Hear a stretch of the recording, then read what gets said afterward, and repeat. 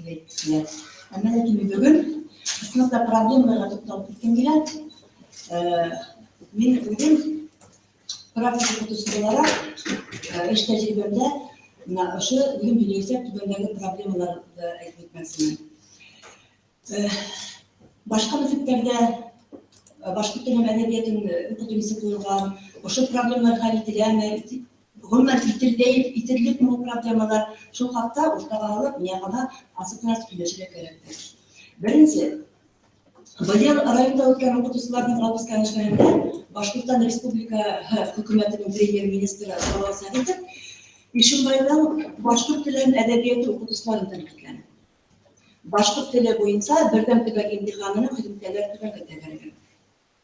Яуаплылыкты укытучылар иңнән алмаенча, башкорт теленнән бердәм төбәк имтихан бирү проблемаларын анализлап карады. Иң зур проблема ул бердәм төбәк имтиханы әзерләнү өчен материалларның булмавы. Башка предметларда алып карасак, ниндәйләре генә юк. Ул онлайн режимында, ул йыйынтыктар. Башкорт теле буенча юк, хатта ниндәй форматта икәнен белүле авыл хураллардан. Бер-ике йыйынтык барлыкка. Иң яңаһы 2009 елга. 8 ел элек нәшер ителгән ошо йыйынтык буенча үземнең 11 белән быел физик булып әзерләнә идек. Ләкин яңрак кына имтихан форматының принципиаль үзгәрүен белдек. Укучыларга имтихан вакытында анык кына нимә тәкъдим ителгәнен белмәенчә, ничек уларны сыйфатлы имтихан тапшыруга әзерләргә мөмкин? Нигә берничә демоверсия вариантлар тәкъдим итмәскә? Һорауларда ниндәй формулировкалар бирелгәнен дә белмәй, ничек сыйфатлы итеп укучыны имтиханга әзерләргә? Бу беренчедән. Икенчедән, гимназиядәге сыгарыш укучылары башкорт теленнән имтиханды югары уку йортына инеү өчен үзләренә кирәк мәһәлле тапшыралар. Туган телдә өчен җаваплылык тойгыһы көчле булган өчен генә. İmtihan һөҗүмчеләрен бер югары уку йортына кабул итмәгән уйлаһак, бигрәккә аптырап калына. Хайлаган 4-5 предмет өстенә ул итмәһә. Ошо укучыларны ниндәй психологик авырлык алдына калдырабыз? Бит безгә мәсәлән укучыларны ошо имтиханга әзерләнү өчен 1 сәгать тартып бирелмәй. Факультатив та юк, электив түңәрәктә. Быел минем 11-нчеләрем арасында башкорт теленнән имтихан бирергә теләүчеләр бар иде. Әмма ләкин үзгәрешләр хакында ишеткәч, яңадан ишеттек, улар икеләнә башлаганнар. Мин уларны аңлайм. Ничек ниндәй материаллар буенча әзерләргә? Кем безгә анык кына кәңәшләр бирер? Бу минем өчен әлегә проблемаларның бере. Икенче зур проблема. 10-11 классларда әдәбияттың 1 сәгать кенә өйрәнелүе.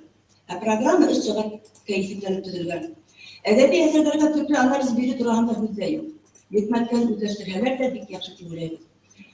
Həm ошо мына әле имтиханга яңа үзгәрешләр кертелгән дип әйттем инде. Унда 2 текст бирелә.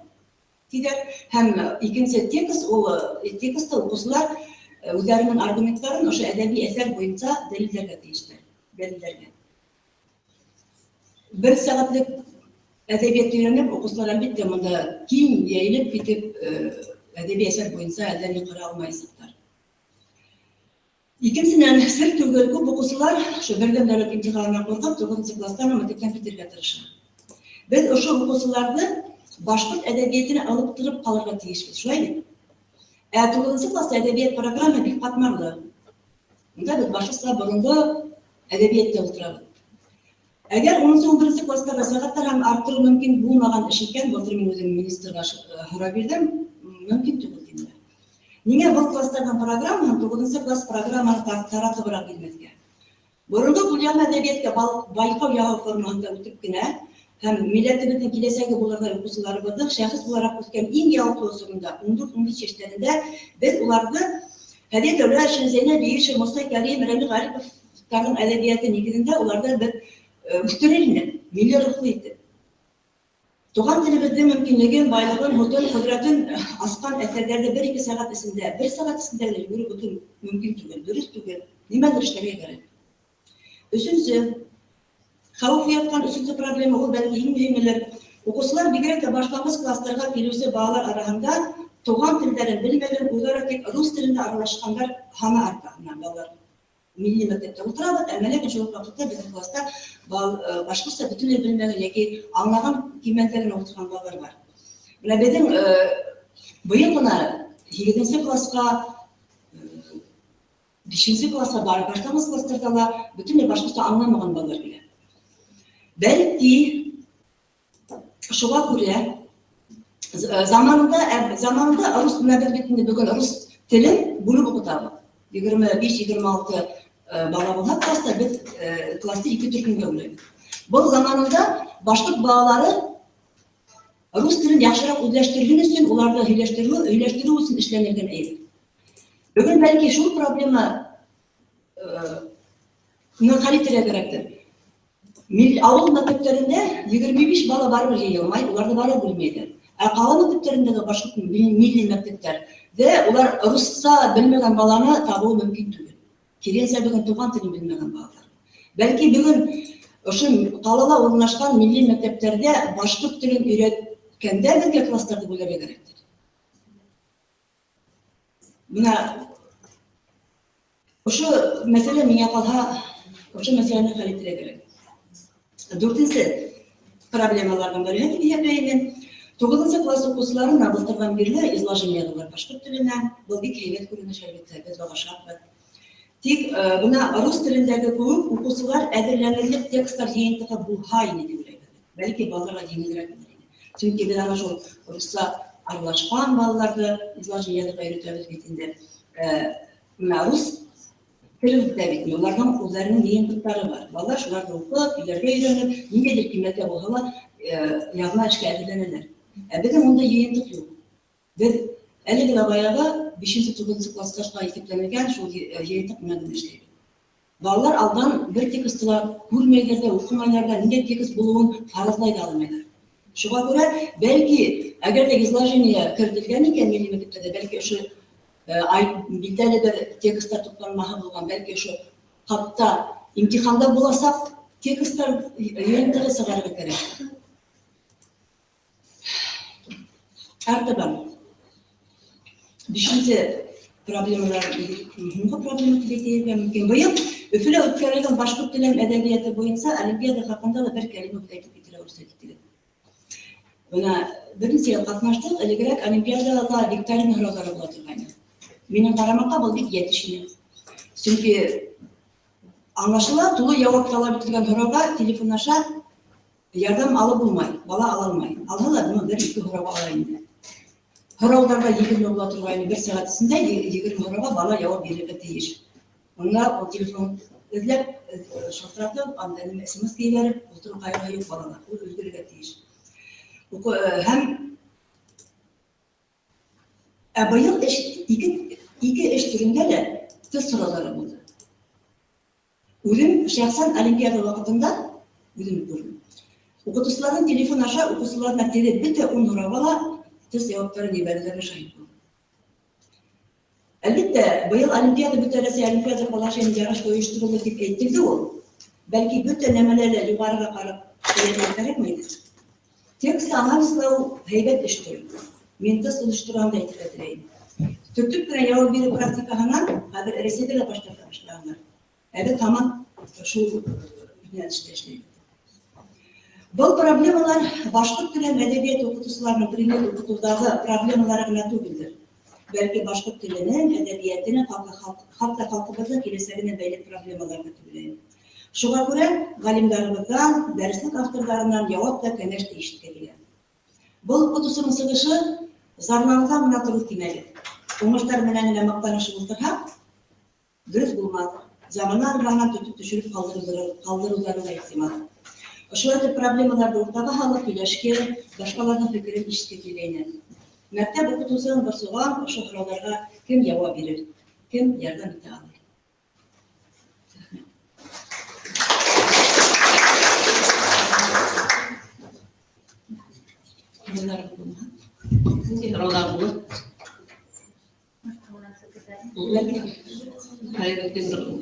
Байкада рәхмәт сыгышыгыз өчен бик ялкынлы сыгыш булды. Әлбәттә, бөтә был юнәлештә көйүнәбез дип әйтәм инде, әмма проблемалар булмай тормый, проблемалар күп. Икенче һүздә Мәхсүтова Фәридә Ғәбдел Сабур кызына бирәйек. Урыс мәктәбендә башкорт телен укыту үзенчәлекләре буенча. Рәхмәт.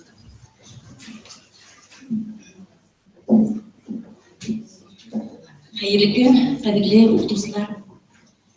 Benim daklatlarım hayır fikirler. Urus mektebinde başlık dilini okuduğum hayır güzellikleri.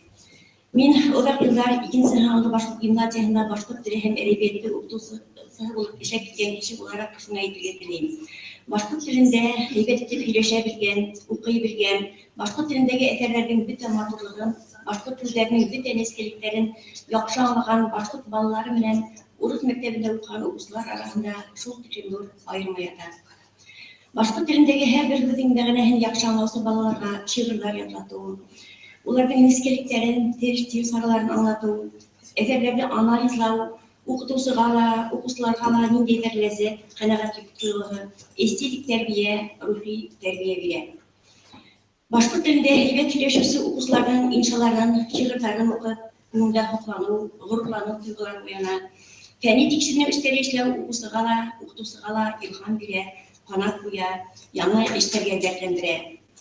Lekin, Urus mektebinde okusu başka sanıklap anlamagan balalar men eşeği kupke kıyınırak, kupke katmarlılar eken.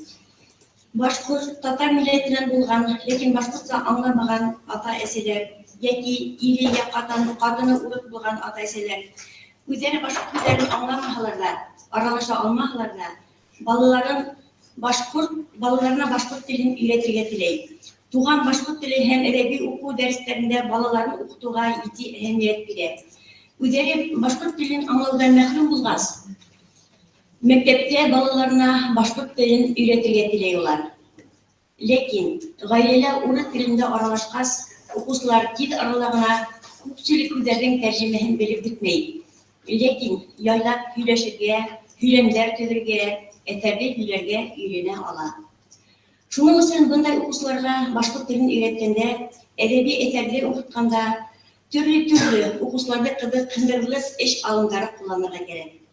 Birincisinden, hüdük zapasını bayıtkanda, yeki urus üzerinin başkurtsaga tercümehen üretkende, şiir yeki yer üzerinin kullanıp üreten hatirlerinde giderek kalan.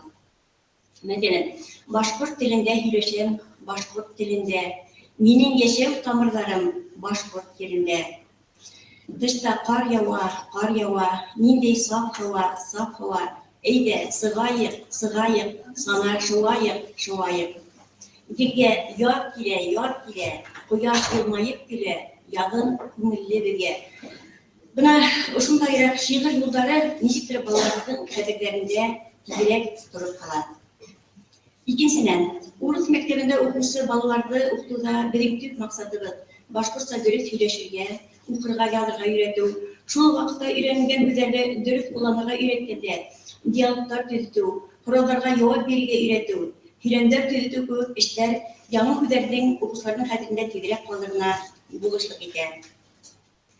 Üçüncüsünden, hüdükler yardımında hülemlerdi başkurtlanan Urus sanan başkurtsaga tercüme işletü köp işler de hüzlerden hadirde tüyderek kalırına yardım eder. Ulanı, edeni ortağında hüz hülem direk itte kalan. Tekstin hükmetkihen tulu hülev, tekstin hükmetkihen kıpkartıp hülev, tekstin hükmetkihen direk üzerge dayanıp hülev köp işler. Ballarda başkurtsaga hülege üretüze yardım eder. Ulardan hülev dinler. Şuna yok, Rus dilinden tınlagan tekstin hükmetkihen başkurt dilinde hülev, türlü görünüşlerde, situasiyalarda, predmetlarda tasvirlağı, bu günümüzlerle okuslarda başkasına hüleşige üretüze eterges bulala. İllüstrasiya, hürriyet slaytlar, yükmetke nigirinde diyalog tüzütü, hülemler tüzütü köp işler okuslarda bitmek kıdırkındırar. Predmetlerde tasvirlağı meselen etti, biseydi, kuyandı, tasvirler köp işlerde birlikte klas okusları bir yaratı başkara. Dil hem edebiyat derslerinde şuna yok, Başkıstan tarihi hem medeniyeti mesela belirtmeler biri okuslardan intelektüel temellendirir. Okuslarga başka dilini üretüde ata eserlerin de yardımı olur. Bir de heretül elbette. Bir de şiirler yazırga, eserlerde hülerge, inşalar yazırga, hüzerde yazırga, kurallarga yoluklar ederlegende ata eserler yardım eder. балаға башкорт тіліне тәрбиелеу үшін, бала башкорт рухлы болып үскен үшін, һәр бір дәрісте шулай ук тәрбиелеу мақсатында тормышка ашырга керек. Урыс мәктәбендә мин күп эшләмим, бик аз гына эшләйм. Шулай булгач, кайбер укытучыларның да ошо урыс мәктәбендә ничек итеп улар башкортса аңларга, һөйләргә, һөнәрләр төзергә, башкортса ничек һөю тәрбиялиләр, шул турыда фикерләрем әлбәттә бик ишетми килә. Игътибарыгыз өчен зур рәхмәт. Фәридәгә тел сабыртыда сорауларыгыз бармы? Мин бер сыкканда тагы шуны әйтеп китәйем әле. Менә башкорт теленнән 11 класста еге ничек билгеләргә дигән сорау Файдуллин Байкалар әлегенә әйтеп киткәйне. Моннан берничә ел элек министерство сорагас, без Рифат Рифович менән бик күп кенә тест вариантлары өлгеләре министерствога җибәрдек. Һәм унан мактау грамоталары алгайнык. Бuna шундай тест варианттары төзергә былтырдан ниятларга әйткән идем.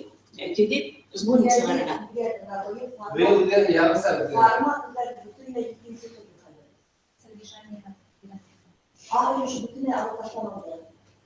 Ана шуны өйрәнеп,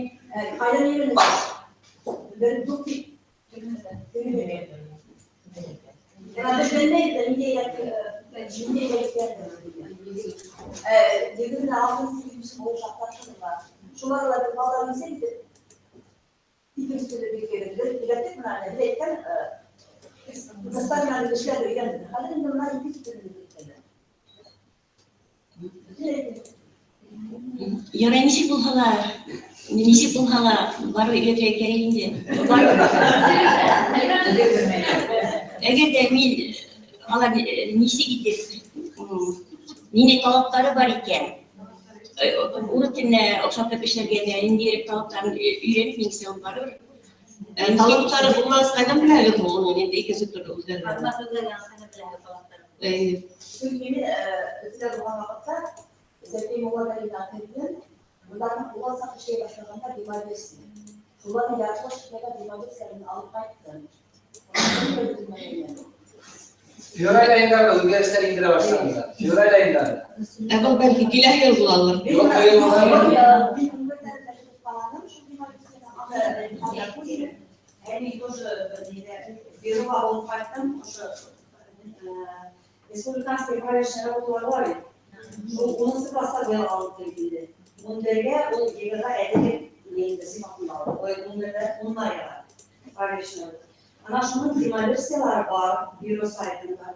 Neyse dimalisiya başka hükümetlere, gimnaziyaga, goz neylere var dimalisiyalarında.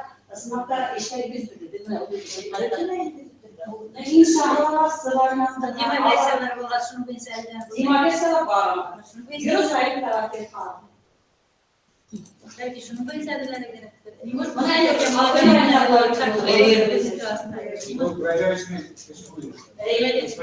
No, eğlenmek benim hakkında bakıyorlar. Şu an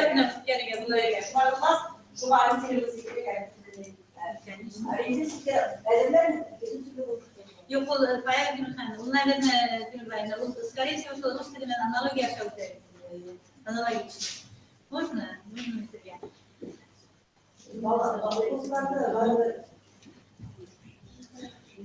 Рәсәт тохлында тәрәдрәк тукталыр үгене сыгышындан гайым. Яра, рәхмәт. Артабан сыгыш Юсупова Гөлсинә Фәйзулла кызына бирелә. Күмертау каласында башкорт телен укытудың торышы турында.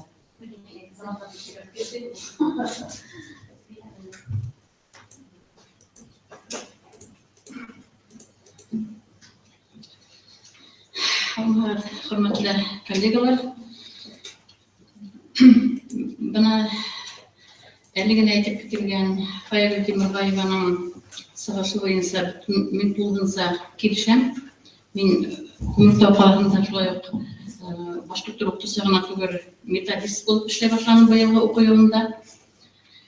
Касандыр заманында безнең башкорт тел укытучылары Күмертау каласында 70-ка якын булһа, бүгенге көндә күп көнебез отчет биргән вакытта башкорт тел укытучылары ни бары 30 тирәһенә, димәк яртыһы китергән. Ни өчен ителгән? Чөнки туган тел дәресләре бөтенләй бөтенләй бара. Туган тел дәресләре шул ук вакытта теге Гусбаш дигәннәр бит инде урыс балалар өчен класста утырар бала утырһа ул бүленмәй. Шул ук вакытта тагы әйтергә кирәк, башкорт милли уку йортларында әйтеп киткән Файга Тимербаева, безнең дә заманында башкорт теле укыту бүленеп укытыла торгайны. Төрле ниләр өлкәләрдән, Ырымбур өлкәһеннән, Силәбе өлкәһеннән дә булды, безнең Пермьдән да булды укучылар, Якутиянан да булдылар. Шул балалар безнең биргә тиеш имтихан биргән вакытта биргә тиеш изложение алырга тиеш. Башкорт мәктәбе икән, шул буенча имтихан биргә тиеш булып чыга. Мин уйлыйм, бу да теге дөрес түгелдер дип уйлыйм, бүлеп укытылырга кирәк. Бұл мәсьәлә буенча яңрак кына министерствога булдым мин. Өләшеп кайттым Сәгинятовна менән. Бәлки башкортча белмәгән бөтенләй урыс балалары бар бездә. Шуларны бәлки бүлербез дә, диктант яздыртырбыз дигән сорау куелды. Юк, һез милли мәктәп булгас, бер биргә тиешбез буны башкорт мәктәбе булгас, гимназия булгас, биргә тиешбез изложение алырга тиешбез 9 класста. Шуң тагыла бер сорау 11 класстарда, быел минем 11 класстарым юк. Шулай булуына карамактан безнең гимназиялар шулай ук шул егыны тапшырырга кушалар. Уның ерын тапшырудан мин бердә уның имтихан күрмәйм. Ни өчен? Чөнки ул бала башка предметка әзерләнә урынга ошо диннән әзерләнә, башкорт теленә әзерләнә. Бу беренчедән. Ярый ул башкорт теленә әзерләнгән дә, уны уку йортлары, югары уку йортлары кабул итмәй. Касандыр булды бит безнең альтернатива дигән нәмә булды. Булды альтернатива дигән. Буннан бер 7-8 ел элек булды альтернатива. Ни өчен башкорт балаларына без мына мин уйлыйм, мына миндә шул проблема. Башкорт балалары өчен, авыл балалары өчен башкорт теленнән бирһен ул егыны. Шуны рус теле белән алмаштырып булмаймы? Альтернатива булды бит заманында. Буны чыгып калдырдылар. Шуңа хәзерге вакытта безгә ул егыны тапшыруның файдасы юк бит.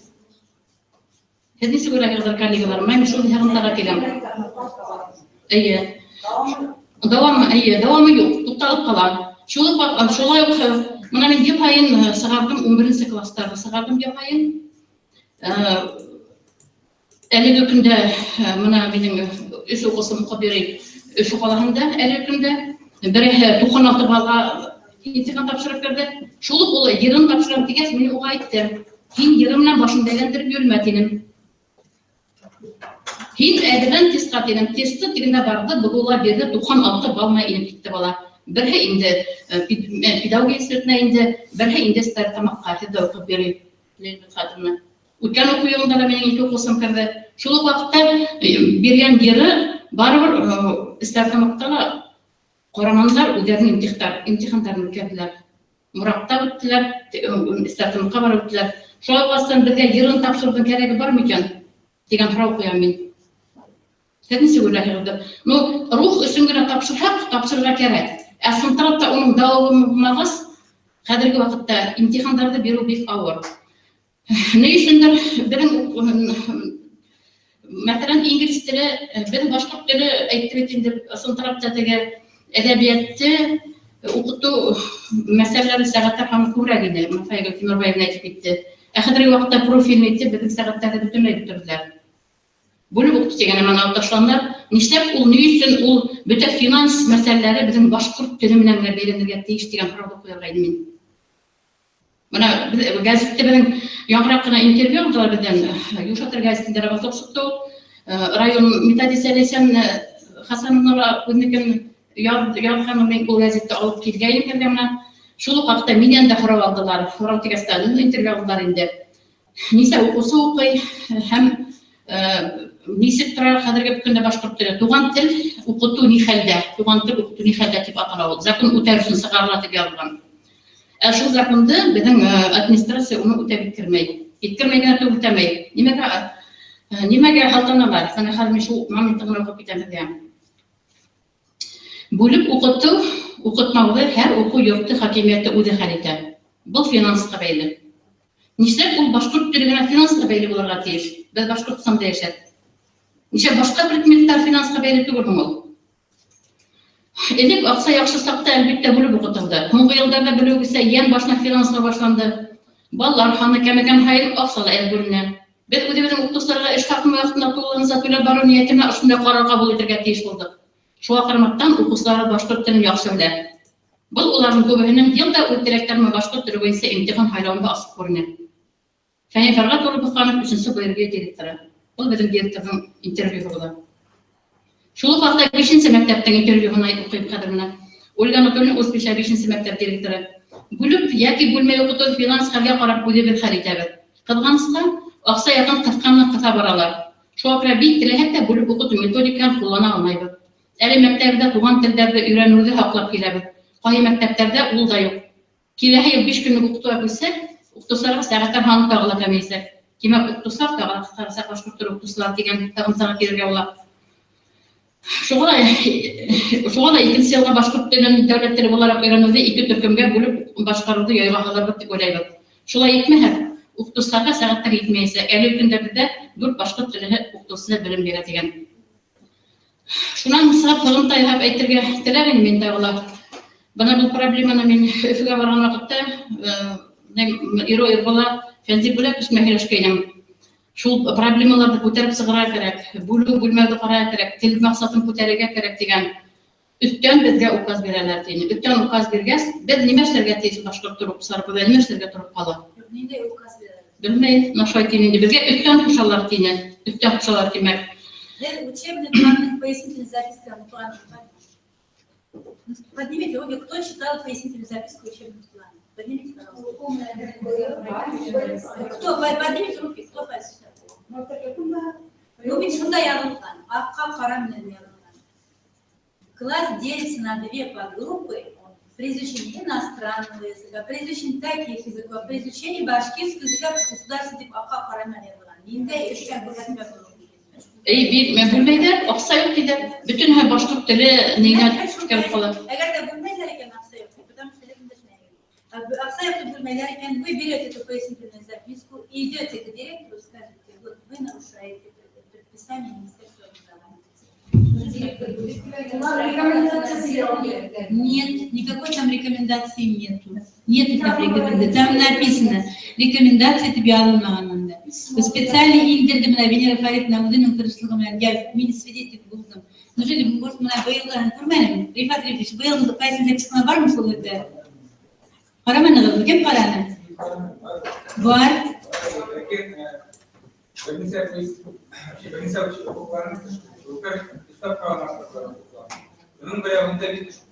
Ana şöyle.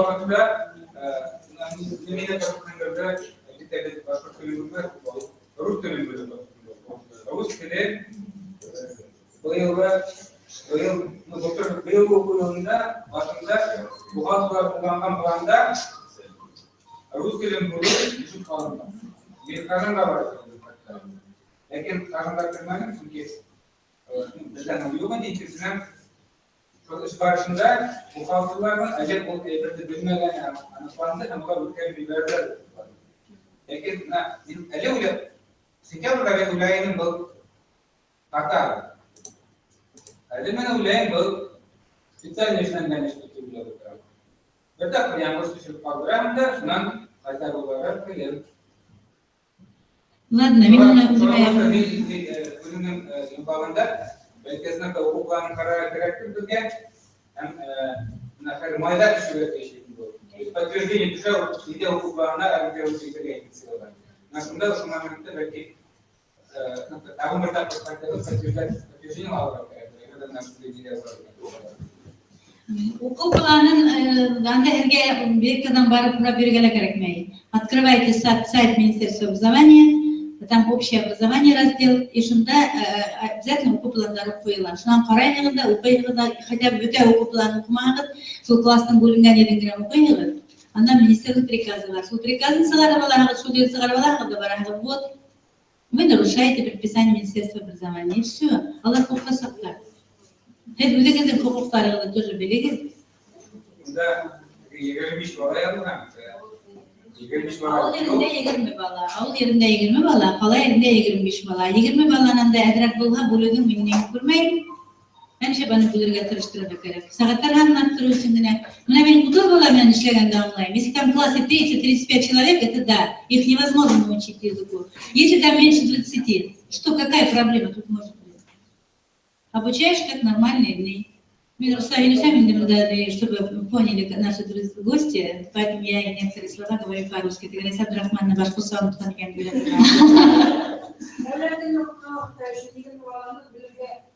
Bu var ya, niçin bu kadar yeni var? Ağırlıklarında. Çünkü kardeşimler bile, o klaslar onlar, kayılar anlayın, kayılar okuyabilir, kayılar bilmeyen var, şunu sunduk değil. Kayılar şu sıradan var, evde buraya alacağım. Evet, doğru söylüyorsun. Bu bir de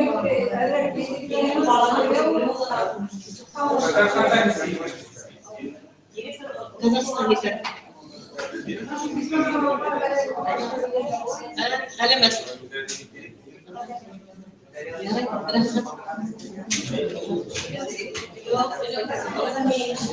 Iskatlar haber güzle Kazakistan uçaklarına gerek.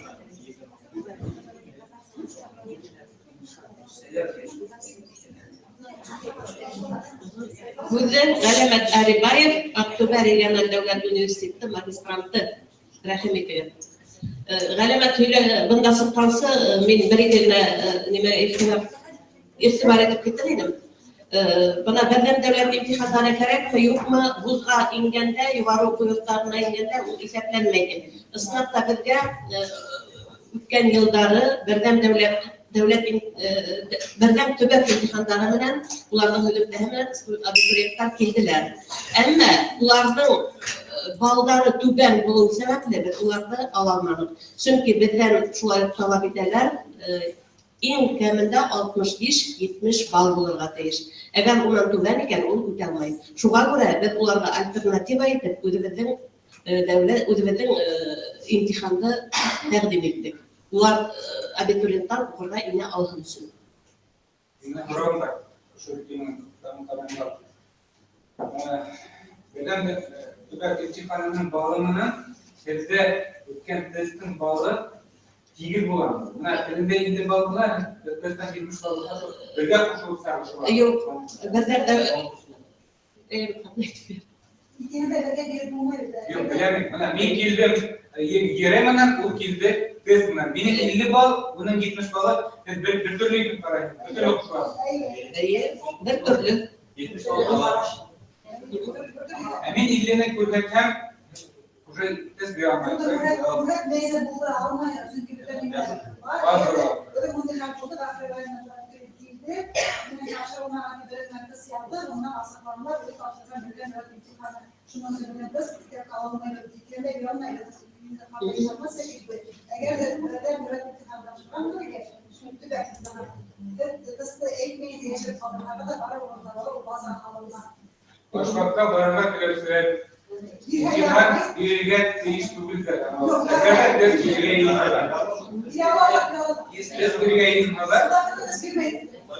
Eğer ular birden tübek imtihanları girgen iken, demek bizden tasvire almaylar. Onun hülüpte tüben iken biz ularda alamayız. Şuna göre abituriyentler üçün bir abituriyentleri asıklamasına gidelim. Eğer tübek imtihanları nasar bir de bulham, bizim eski testleri biriktirdik. Çünkü birden devlet imtihanlarının işlerin men bilmeyin nesinin formattan indi ağırrak da tabi okursların şuna ettirilgen problemaların saatleri edukatın biz yenildiremiz testlerdi. Onu bizde kelgen abituriyentler gayet yaxşı şeyler. Yerenemeyin. İmtihanın bu yukarı balga gider, bizim test ederek yukarı balgın hemen kelgen kişini alalım. Konkurs var. Faktiski test yuvarlak yapacağım. Her vakıtta. Konkurs var. Konkurs var. Yeri yukarı gider, yeri yukarı bağlanır, biz alırız şulay. Bizim de sınırman gider. Bizim de sınırman. Şulay bizde 65'ten kem bulgan yeri düzümden alırlar, ruhsat etmediler. Hazır parok degenler var. Bizde de şulay monitoring ötkәрәләр, Moskva. Galiba kirgan bu. Rahim etiniz. Армысыздар, қайырлы күн, құрметті бауырлар. Башқұрт тілі байрамы мүбәрәк болсын. Біріншіден, қазақ тілінің, яғни қазақ халқының атынан сіздерге біріншіден үлкен сәлемдемесін жолдаймын. Және де үлкен зор рахметімді білдіремін сіздерге. Ал жалпы қазақ тілінің жағдайы біздің елімізде бір нәрсені айта кеткім келеді. Тәуелсіз егемен мемлекеттің тіл ахуалы сәл ғана өзгешелеу сіздерге қарағанда. Әрине бөлек. Мысалы, кішкентай ғана бала есегінен бастап мектепке барар тұста міндетті түрде өзінің қалауы бойынша қазақ мектебіне түсіп, орта білімдерде тереңдетілген мектептер бар, қазақ тілін тереңдетіп оқытылады. Аптасына 5 сағаттан, әдебиет сабағы 3 сабақтан, және де түстен кейін қосымша факультатив сабақтар бар. Абайтану, Бауыржан Момышұлын тану, яғни батырымыз, Рабиға сыздық оқулары деген сияқты тілші ғалымдарды қосымша факультатив сабақтар болады, онымен қоса. Және де қарапайым орта мектептерде, жай ғана орта мектептерде аптасына қазақ тілі 3 сағат жүргізіледі. Әдебиет сағаты 2 сағаттан.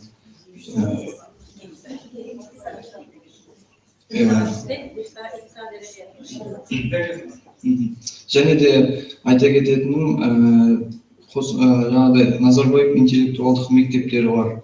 Және де яғни түркі лицейлері бар. Сол арнаулы оқу орындарда әртүрлі тіл, әдебиет тереңдетіліп оқытылады болады. Және де баса назар аударылатынына, мысалы, сол мектептердегі орыс тілді сыныптар бар. Сол орыс тілді сыныптар қазақ тіліндегі емтихан тапсыру міндеттелінген. Яғни олар қазақ тілінде белгілі бір деңгейде тіл балын жинай алмаған жағдайда жаңағыдай Назарбаев мектебі болсын, я болмаса түркі лицейлер болсын, ол мектептен шығарылады. Яғни бал жинай алмаған жағдайда.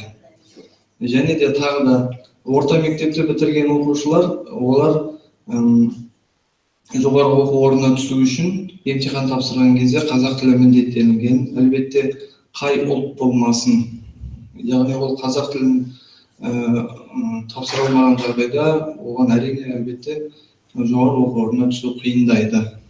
Және де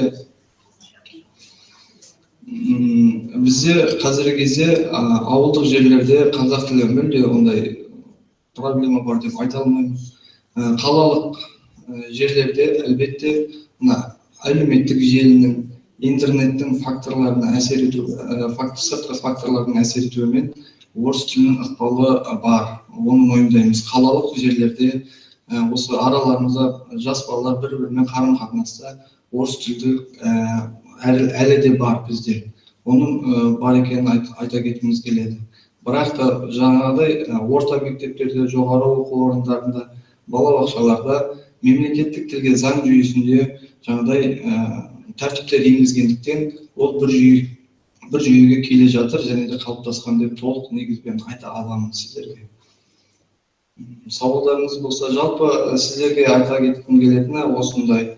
Және де әлбетте заңмен, мектеппен, балабақшамен, жоғары оқу орнында оқытылатын тәртіппен меңгерілген тіл әрине бөлек, әлбетте бөлек.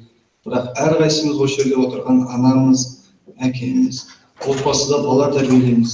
Әрқайсымыз баламыз бесік жырының болсын, әлдилеген әрбір жырымызда өз ана тілімізді үйретсек, ондай мәселелер әлбетте азаяр еді дегім келеді. Сауалдарыңыз болса сіздерге мархабат.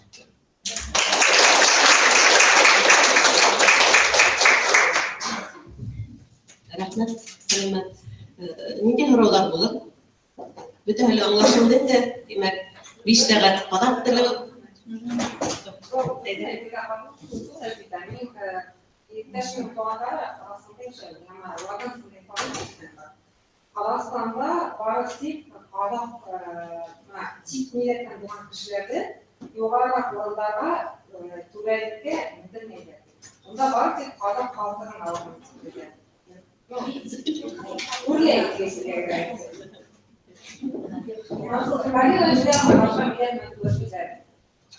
Жоқ, ол дұрыс емес шығар, бірақ ол қандай ұлт болса да оған қазақ тілін міндеттеу қазтест деген бағдарлама бар. Ол компьютерлік бағдарлама, қазтест деп аталынады. Ол бағдарламаның бірнеше деңгейі бар, европалық стандартпен жасалған, A1, C1, сөйтіп кете береді, B1 деп сөйтіп. Сол тестілерді бәрін өткен адам мемлекеттік қызметке алынады. Оны ұлтына қарамайды. Әрине, жаңағы айтқандай, әлбетте қазақ ұлтына басымдық беріп тұр ғой, өйткені ол қазақша біледі, ол жаңа деңгейдің бәрінен өтеді, сондықтан ол мемлекеттік қызметке басқа ұлтқа қарағанда өтеді. Ал енді ауылда өскен басқа ұлт, орыс, мысалы башқұрттар, немесе татарлар, басқалар бар, оның ұлтына ешкім қарамайды, ол кішкене артық айтылған дүние. Ол міндеттеледі, мемлекеттік тіл тапсыру керек. Қазтест жүйесін компьютерді тапсырады, оған ешкім көмектесе алмайды. Компьютерді ашады, бағдарлама тапсырады, анда сізге результатын қолына шығарып береді. Болды. Оған мен де көмектесе алмаймын, сіз де көмектесе алмайсыз. Біле ма? Біледі, білсе ол өтеді мемлекеттік қызметке. Білмесе өтпейді. Бұл да енді мемлекет тарапынан жасалған дұрыс дүние деп есептеймін, өйткені шындығында. Бірақ ұлтқа қарау деген ол жоқ. Сен орыс екенсің, сен нан тапсырдың, бірақ орыс екенсің, сен де өткізбеу жоқ ондай. Бұл шамалы енді артық айтып шықты. Иә, бірақ жаңағы бағдарлама өте жақсы, оның дискілері бар, біз көрсете де аламыз оны. Жақсы дискілермен жасалған компьютерлік бағдарлама, ол қымбат тұратын бағдарлама. Сондықтан оны бүкіл мемлекеттік қызметкерлер тапсырып тұрады, жыл сайын аттестациядан өтеді.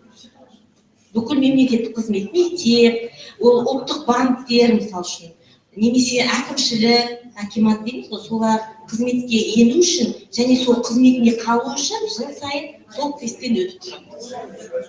Тапсырылмаса ол қызметі төмендейді немесе басқа жерге ауысады деген сияқты. Осы сондай сұрақ.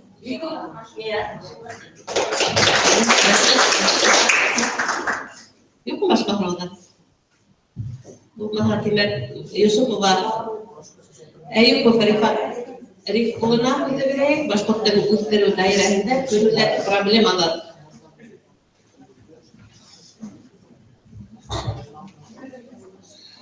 Ama hürmetli başka toplantılarda konaklar birinci sene bayağı hizmet ettim ben aşağı Olimpiyadana bunu şöyle biliriz. Ölümden doğru rahmetimde isterlemek bir akademiye gittim çünkü hadi maaşları şu положение tüde büyük matematik bir положение tüde ödege işlerine gittiğinde uyuşturma metinde çünkü yenilik buldu bu yaver. Sizge doğru rahmet. Zöreydesine mithatna hadama birge kutan işleyip bu üniversite hemen işlevi otoslara tip qaraybildim özümüzge. Yakında birinci sene, ikinci sene işlerdi işlem. Her aytganda problemalar deb mana men shunday mana shu olimpiadani o'tkazishning tub maqsadi niçin kelib chiqdi? Qapil o'zine göre qapil kelib chiqdi u. Chunki regional olimpiada yoki boshqa olimpiadadan olimpiada o'tkazish reglamenti tushgan vaqtda unda o'da kimdir ko'rganingizlar munisipal etapda olimpiada 9 klassdan o'tkaziladi deb yozilgan. Biz yıl hayın 7 klassdan o'tkazib keldik. Hem agarda biz 9 klassdan o'tkaza boshlasak, bizim 7-8 klass o'quvchilari doim olganda setlashsak ham ular rahimda bu olimpiadan adaptan qatnashib, bu olimpiadalar yig'ilsa bolalar tarbiyalashda avval bo'lsa ham umuman olgansak tilga qarash tubaniyasi hem herkes gelişme biz birleştik de eğer herkes geliştik de biz munisipal etapta 7-8 klasslarda o'tkazdik. Ama Respublika kemalinde o'yda olimpiada uyushtirdik. Мына ошо максаттан келип чыкты биздин олимпиада. Мен бүтүн райондорго бұл олимпиаданың положениен жібердім, хат жібердім. Өзіберден ошы зона деп айтайық, көнек зонаға. Мен әрбір методистқа өзім шақсан шылтыраттым тиерлік. Қайдалар алдан білейнім, келесектер, өдер қабареттілер, қайдалар мен шылтыраттым. Hem bugünkü günde bir nime aldı. Ballar kildiler. Bir kötkenden kupke kemere kildiler. Ben bir yaktan uylanıp, ballar kup kilhe, nisigara kutkarır. Çünkü konferensiyalar utkargen var, konferensiyalarda hikaye tukan bala kile. Ben uylanıp, eğer de her bir rayondan ballar kilheler, kim böyle ben Başkort gimnaziya internatlarına, uylarına düğüm alganda kilerge ruhsat verdik. Bir kuvveyip getirdi. Ama el kildiler. Tip karayımdım. Edre kildiler. Yani bu birinci taplar ötkeramet ama edre kildiler. En mühimi, buna şu Döryen rayonu, Sibay, Baymak rayonlarına, Ebel'le Bilarit yaraklar, bunlar zayıflıları vergen kilermanlar. Buna ergelerine testel tamak kalağı. Ziyançura, köyürge de bilen kumartavlar kildiler. Buna oşu, menlarda tüm üzüldüğüm başka rayonları deyip anayım. Oşu erge terilege, testel tamak rayonu. Testel tamak rayonu, kilmenliler. Buna ben elege bölüngü bedeng tapşarı, buna oşu hüleşi, ona kura eli turayfırda bana. Bu YouTube kanalında eli turayfırda. Kim tele mümkün onu karayalım. Ben başka tele okutucularının portalında bana koydum kesin. Belki kimler karayla kimler yoktu. Ama bu genesli. Şulay bir kayıdır ağaydar kılasa kırdık. Oşunda esnafta problemler ko'tarilese, bana istaltamakta ötken internet olimpiada hamda oşunda yarı hüleşüler buldu. Bana ben size yıllık, ben gidip bulgansakta metodikaga baylı hüleşüler buldu. Ama men o'ylagaydim, o'sha taraflarından ministerstvo ya bu mahallarda yurib o'tirganda, ishlaganlar kelib, mana o'sha bo'lgan problemalarni ministerstvoga yetkazganlar. Chunki ben aytuvlar, mana o'qituv avval, mana ko'mirtavlar aytdilar, boshqalar da aytdi, yegimi, unda savatlar bo'linishi boshqa boshqalar. Uni aytuv bilangina benim boshqa tilining kullanım değeri dedik. Başka türlü okuduğu değeri. O kurtarılmayacak. O umumen kurtarılmayacak. Konferensiyalar, öfiyaklarga barıp, öfiyaklarında ötken konferensiyalarga barıp, bardığında onda rahatlanıp gidip öyle bulmayın. Onda özünde problemini de yatırtılmayın çünkü onda reglament. Ona hene. Hene uyalar in adaktan uyalar. 15-ci, 16-cı torağım. Hem Henge vakit kelip bitmeye verisini. Kelip bitken xatlara reglament, düşüp kaldıralım. Problemini yaktırtığı mümkün değil. Bana bunda mümkünsüzlük başında. Rahatlanıp problemaları yaktırtılar. Tek yetkir yani. Öfiyatlarda yetkir, problemini yetkir. Buna şu yegin ettiler bitmiyor, yegi varyantın yaktırtılar. Buna şunluk olimpiyada. Buna bir başka türünden Olimpiyada ötkeravet. 9-11 klas okusular arasında ballar yeniler var, prizörler var. Umumen alganda, mesela men aytırga mümkün şulay. İstaltamak pedakademiya ol yenilerdi din isimlerini bilmeyin. Çünkü ministerstvo ötkerele yenilerdi bildireylerdi. Şunu gösterdim. Ol artaban saqlaş tapmayın. Evet, alay başka türlü olimpiadalarda.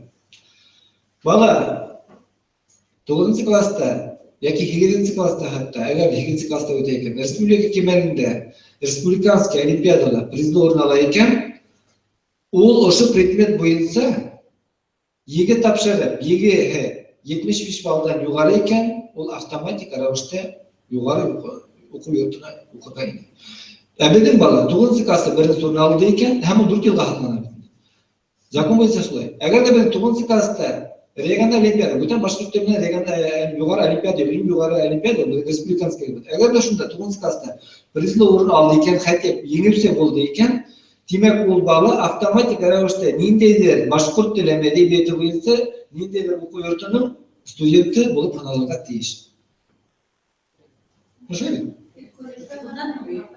Тугыз, республиканский 4 ел хакында. Тугызда ала экен, ул 10-11-дә катнашмаганда, ул автоматик рәвештә студент дип санала. Еңүсе ул хәй. Безнең 11-нче класста ингән балалар, ул автоматик рәвештә югары уку йортына ине хукугы юк була. Шунда хукук бирелмәй. Шуның өчен, менә ошо олимпиадага дәләгән вакытта Рәсәлдәрмәдә шунда бер әйбер килеп торды. Безнең бер укучы катнашмый инде. Һәм катнашмады. Кирәк тимне, килмәдеңдә, менә шул балалар әсә иткән. Башкорт теленнән олимпиадага катнашудан яки кайда катнашудан нинди фәтва бар, бер катырга кагы төшә. Кәсен бул ата-әсәнең дә не, уйлавының бик түбән булуына мата. Әмма бер яктан ул үзе кимәлдә дөрт. Чөнки юк, артабан үсеш юк балага. Демәк, шул физкультура, технология фәне буенча бала республикага барып, ул өметле беле ошо бара икән, ул кайдалар ниндәйләр укырга ине мөмкинлеге бар дип әзерләнә, ә башкорт теленең шунысын менә дип алганда, уның бәхтен югарынан төшерәләр. Югарынан төшерәләр. Бәлки ул кемгәлер кирәктер, ул кирәк. Чөнки менә мин 2012 елда всероссийский конкурс родных языковта катнашкан вакытта, шунда ошол түгәрәк өстәл вакытында проблеманы һөйләгәндә сынапта бик күп яктарда ошондай проблема. Хакас телен ул, или башка телләрдән укыту кимәле нык төшү бара, телне белүчеләр дә юк дип шулай һөйләнәләр. Монда берничә региондан тыш. Һәм рус телен беренче урынга куйдык, чөнки без үзебез дә куйдык шуны. Мәктәптәрдә дә шундай куйдык, чөнки еге тапшырырга кирәк, һиңа укырга инергә кирәк дип, үзебезнең милләт телдә сакрыстырып эшләдек. Шуның өчен бәлки әснәптә, әле менә уйлап торам, yerini бирү бәлки кирәк түгелдер. Теге ниндидер, чөнки безнең балага ошо килеп сыга. Икеләтә күз төшә. Әснәптә бәлки ошолай буздар үлдәре алган. Ләкин yerinin урынына башкорт теленә карата ихтирамды кәметмәү өчен ниндидер икенчесе. Чөнки уның файдасы юк. Амына баланы ошондай үстерер өчен башкорт теленә карата уның ихтирамын, теләген бурайтыр өчен альтернатив ошол булган. Безнең олимпиада. Икенче конкурстар. Ошол әйберләрне индергән һәм менә ошо ГПР дип әйтәләр икән. Ул ГПР 10 класска түгел. 5 класстан алып индергән. 5 класста. Ине икән. Менә ул вакытта уның үсеше буласы. Ул үзенең нимешен бирәсе. Теләһәләр дә теләмәһәләр дә уку ягын турында уйламасак укусы. Чөнки рус мәктәбендә укыган балалар, ул уңа оценка кирәк, уңа баһа кирәк. Менә шундай проблемалар. Һәм менә Әфизгә тоже әйтте инде, ел һайын битендә рус теленнән татарин диктант үткәрелә, менә ошо татарин диктант. Менә шунда бөтен башкорт теле укытучылар. Менә Әфизгә безнең Корылтай җитәкчесе буларак, шундай тәкъдим индерде, 15 апрель көндә башкорт теленнән татарин диктант әзерләде. Менә мин һәрдә нинди районнарда килгәндер, әгәр дә шуны тәкъдимгә кушылып, тимәк хатта менә бит хат язырбыз, һәрдәргә шунда кушылып, күбрәк үткәрһәң, мәктәптәрдә үткәрһәң, бер урында гына ел түгел, мәктәптәрдә үткәрһәң, авылдарда үткәрһәң, олыларды ядыртсаң, теге укучылар менә түгел. Тимәк, бул үзенә күрә бер сигнал буласы. Башкорт теленә карата халыктың, бул балаларны түгел, менә дим алганда бул күрәтелсә, халыктың карашы яхшы дип. Әгәр дә 20-30-40 киши екен, ондай. Хотя мына ушундай. Һәр райондардан 1000-ге якын киши ушундай диктатурада екен, демек мына анын бәхи күтәрелсәк дигән бит буласы. Мына Күмертаудар үткәрәсәк, испужны кулдары. Мына безнең Вәлди укулары. Мына Гафурилар, Хүнделәр, Гафури укулары. Мына әгәр дә без шунда үзебезнең телебез юнәлешен алып, тел юнәлешен алып, телде үстерүгә секциялар бүлеп нашлайды. Тарихыбызды, мәдәниятебезде өйрәнәбез икән. Мына безнең бу интеллектуаль уенда үткәрдек битендә. Урыслар да килеп Башкортстан тарихын урыслардан да шайтып өйрәтте. Демәк, бу яхшы үсеш буласы. Шуның өчен үстәгеләр улар беркемдә безгә китереп бирмәйсә, берәһенә китереп бәнәмәлә тоттырмайсың хәзерге көндә. Шуның өчен астан һәрбер районда, һәрбер урында шулай бердәм үткәрһәк, Гафурилар үткәрәкен без барабыз, улар безгә килә, Күмертаулар башкалар шулай йөреп. Һәрбер районда ниндәй шундай матур саралар. Мен әйтмәйм, бөтен җирдә олимпиада түгел. Кайдалыр олимпиада, кайдалыр ниндәйдер укулар, кайдалыр ниндәйдер конференциялар. Менә шу яхшы һөҗәттәгә китерелде. Шулай минем тагын бер күңелле булсырга әйбер бар. Менә ел һайын безнең мәктәпкә йөрсәләр, мәктәпкә түгел, авыллар килделәр, мәҗбүр итәләр балаларны концертларга барырга, бар араларында матур концертлар. Бар араларында юнһидәге бар. Менә шуңа китте. Акса эшләүгә китте. Теге ниндәйдер кимәлдә башкорт теленең рухын күтәрәйем әле дип йөргән артистлар түгел, нисек булһалар, акса юуга, акса эшләүгә юнәлтелгән киттеләр. Минем шулай ук язучылар кала. Менә безнең язучыларыбыз бар. Ярар, бана яңарак айыз килеп китте Баймөхәммәтов. Бер күрнекле язучы килеп ошолай балаларны асрашып рух үстерәйем әле дип йөргән бер язучылар юк, килмәй йөрмәйләр алар. Бу килмәде. Айыз Баймөхәммәтовның килүе. Менә мин шундай нигә ихтибар иттем. Конечно, уның сайтларында кереп макта әсәрләре матур. Балалар яраталар, укыйлар. Мин укыттырдым, менә 2 әсәрендә балалар укып сыктылар. Әмма ул да акса эшләүгә корылды. Килеп ошында китабын хатып кайтуга корылды. Балаларның менә осрашып, балаларның оралдарын ябып берип, балаларның әңгәмәсен урынга ул акса, уның үзенең промоутеры бар, кем дигәнләр? Агенты бар. Баштарында әйдә китап хатырга көстәп ошайтып торып китап хатып киттеләр. Все. Менә әгәр дә без ошулай итеп үзебезнең бәтебезне төшерәбез икән, язучылар тарафынан, журналистлар тарафынан монда, яки югары органда агайдар, апайдар тарафынан бөтте дигән. Менә бу бик үкенечле хәл. Шундай. Шуның өчен мәкалә әйтеп бар бит. Башкорт теле белмәс, башкорт теле үзе белмәһә. Шуның өчен mana şunday problemler. Şunun için önemli. Şuluk yazıcılar bilen de, şuluk yırsılar bilen de, ultur başta hileşip, eğer de belirlerden gönderip aytabilken karab. Maturity konseptinin gileyken, ben şunday bir etkim geliyor. Kilip inbirinsi, balalarga maturity bir başkutsa, buçta konsept bir, ikinci yılı yine maturity yugurip, aksa türep kirlilik bulandır. Onlardan isim üstün kilip, aksa yırsın konsept kilbenler, ili başkalar yazıcılar. Men aytayotgan shu ham o'zlaridan ayinda bizga baribir Bashkurt maktablari ular ko'p tugul. Ishimay qalanda birov, Salovat qalanda birov, mana men ular birga ko'rganim yo'q. Mana o'zda ular birov barmoqmi hana. Aslida Bashkurt gimnaziya internatdan Bashkurt maktablari qalalarda. Shular bilan naqd belgilashda turaveradi. Buna neydiler, tuz aytganim var, tege vuz şöyle bu keler bizde neydi şöyle hemen kimeydi.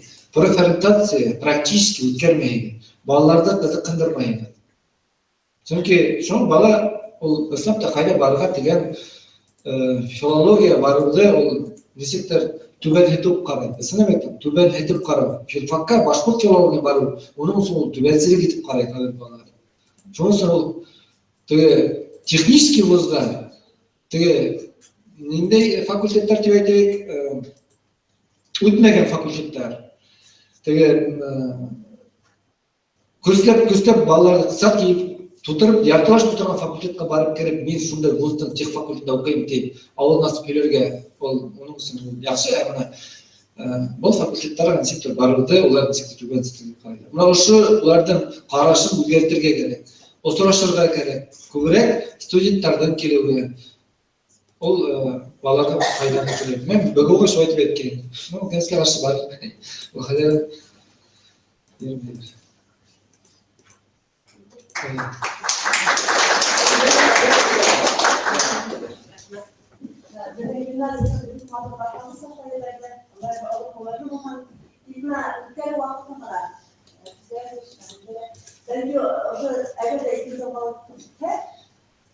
İkisini bulduk günmen aldık diye. Bunlardan bu uluslar yarak dayanamaz artık. Yani bunu içer kısımlar.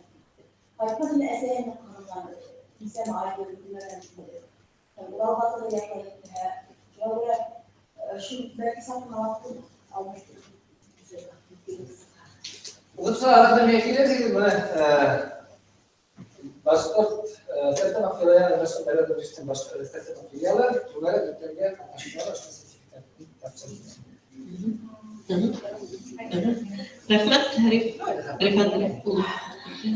Elbette sonuçlarına bilemem, lakin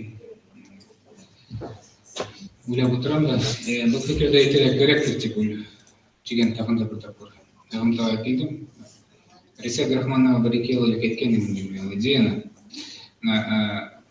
Uylab o'ylab shu ideyani qaytarga kerak deb, chunki dürüst o'ylamayman deb. Tag'in o'ylab qo'yam, naверное, dürüst o'ylayman. Mana nima turaganda, mana boshqa turli kurslar o'tiraman. Ruh nisikana bo'lmagan hedin qo'lga bek, ruh tarbiyalagan.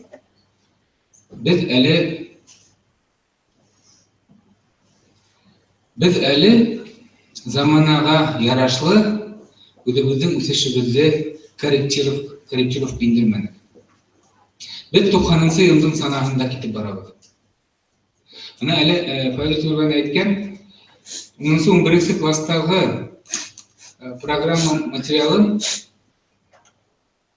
bizim 60% башкортыбыз укымай.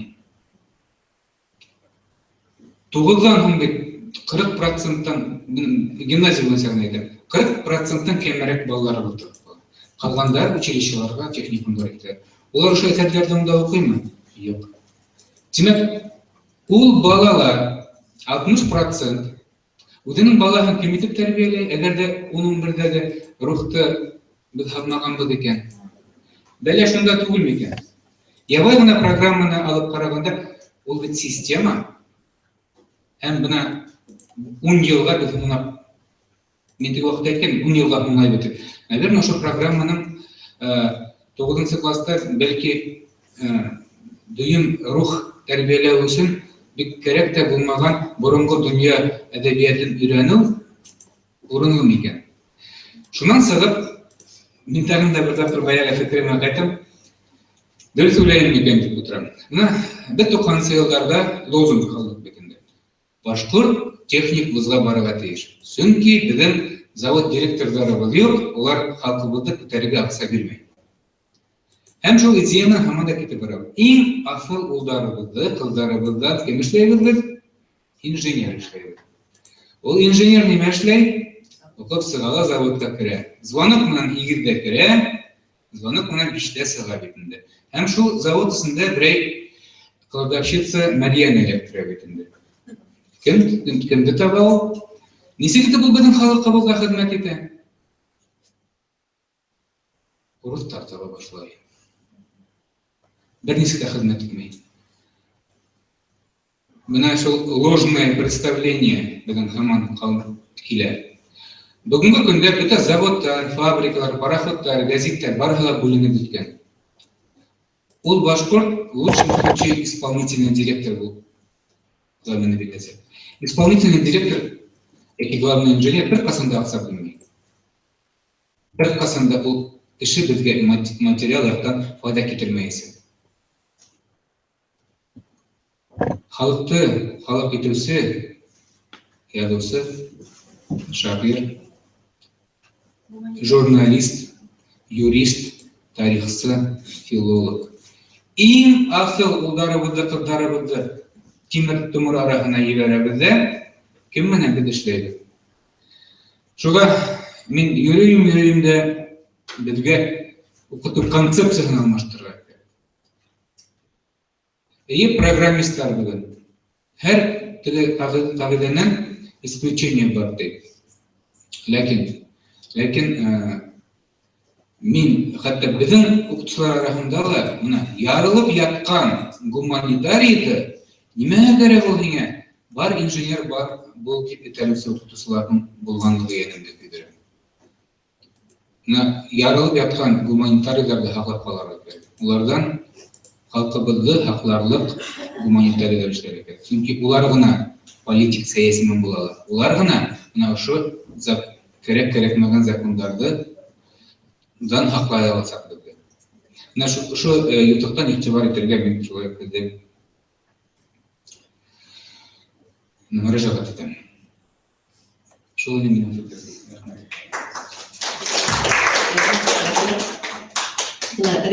Рифат Рифолының бір-екі өтіне жауап еткен әйтірге қарап, сыныпта біздің факультет, мен өзімдің факультет тұрғанда конкрет үйлеймінде абитуриенттар бармайдар, үтмеген факультет етіп қарайдар, бәлкі мектептерді шулайдар. Әмі біздің факультетқа оқырға келген студенттар, абитуриенттар бөтәһеллә зур теләкменән ихлас укыйдар. Бигрәк тә һуңгы 2 елда бик ихлас укыйдар. Шулай эшләгән. Гимназиянда бер абитуриент килгәне бер вакыт безгә укыймы? Башка гимназиянда гомумән алганда безнең кала мәктәпләреннән дә бездә укыйдар.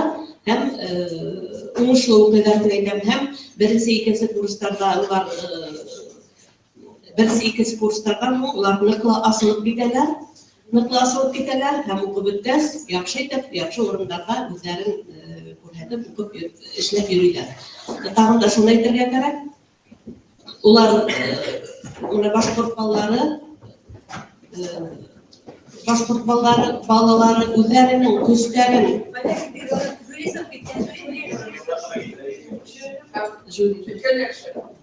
башкорт балалары сынапта үзләре инженер булып, техник вузга барып, химик, биолог булып дип ориентация үткәндә шул факультетта барып укырга керәләр дә беренче курсты бөтә алмайдар һәм мәҗбүр булалар безнең факультетка күчергә перевод белән. Ундай закон бар, без уларны ала алабыз.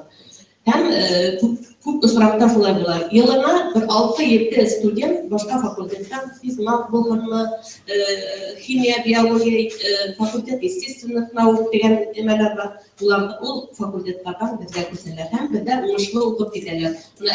Әлфис Гаязовичтың әйткәнен ысынапта шулай. Шуңа күрә бәлки инде әйтергәләрәктер, укучыларның һәләтен беләбез бит инде, нимәгә һәләтле. Шунда барганнар үзләренең көчен тиешле кимәлдә баһалай белергә тиешләр дип уйлыйм. Шул очракта без мөгаен дә безнең балаларны, укучыларны югалтмаска дип уйлыйм. Әмма безнең факультетта үткәндә төрле өлкәләрдә бик уңышлы эшләп йөриләр. Мисал китерергә мөмкин, күп мисал китерергә мөмкин.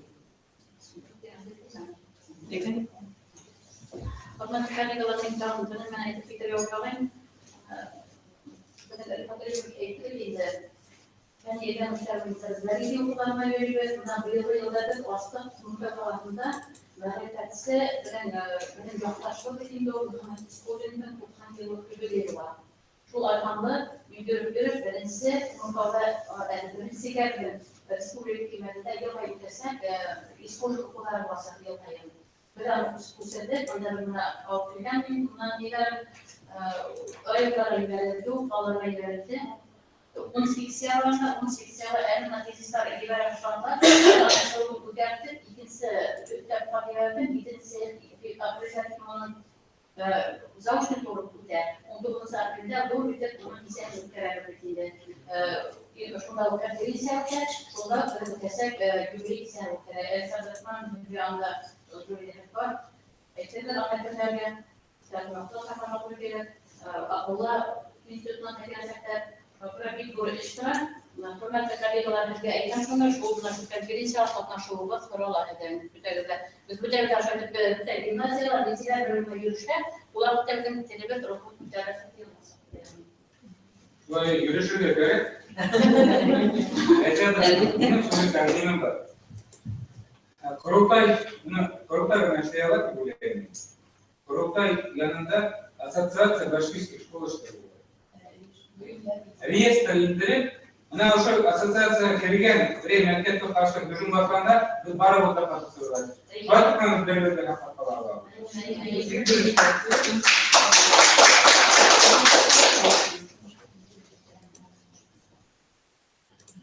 Артабан һүҙҙе беҙ ҡунаҡтарға бирәйек. Арғамак Медведеков дигән егетебеҙ, Таулы Алтай дәүләт университеты магистранты. Пожалуйста, можно на русском, можно на алтайском. Как у вас обстоят дела с родным языком? Чашылық деймізді. Епарсан қолағадап мен әйдерім ақты жүрегінің башқыға батыға жағын берімді, құтық тұрынды, Горн Алтайсы қаларына Алтайна Республика Алтайдың университет қаласына жағын берім айдарым. Тебішті Республика Алтайда қалада тереңе жерді үйретілерді қышы, и балдар пүткілін шақтайға пұштанды. Проблемасы неде тереңелерде пүчіктер екпейді. Анан балдар бир кичикте 2-3 бала тузак биринчи. Алтайский язык нам трудно, конечно. Казахский легко, а вот алтайский с трудом. Ну, говорю, здравствуйте. Хотел бы сказать большую благодарность филиалу Башкирского университета от лица Республики Алтай и Государственного Алтайского университета. Ну, у нас в Алтае как алтайский язык хорошо развит, но у нас в городе, как сказать, проблема в том, что некоторые дети говорят на алтайском и на русском одновременно. Пользуя русские слова и соединяя алтайским, не говорят на этом. Ну, граф говорит, как у них привычно получается это дело. А в деревнях, в селах у нас, как сказать, обычно по-алтайски чисто говорим. Но у нас проблема бывает в том, что некоторых в селах, в деревнях вообще алтайский язык не изучают. Например, там в отдаленных районах изучают только русский язык, математика, например, изучают, но алтайского языка нету. Ну, в том же у нас Кашагарский район есть, там у нас проживают казахи, у них выборочно. Казахи могут выбрать и алтайский язык изучать, и казахский, и русский. А могут выбрать только казахский и русский. Вот выбирается у нас. Ну, у нас проблема еще у нас в деревнях это в том, что в некоторых учебных учреждениях не хватает учебников. Ну, там, как сказать, частями, но некоторые места. Ну, у нас в Горно-Алтайском государственном университете есть, в Горно-Алтайске есть гимназия, где у них профильные подходы, как проходят обязательно алтайские литературы, это как уже проходит в средних классах, и это профильно бывает. И там они, естественно, изучают и готовятся к экзамену. Ну, не слишком уж проблематично это все. Спасибо большое. Рахмет. Арғымақ исемді егетке. Һәм шулай тағында өзіміздің қонақтарға берейік. Исәк Сабира Сағындықова, филология фәндері докторы, профессор, Ақтөбе дәүләт университетінің профессоры.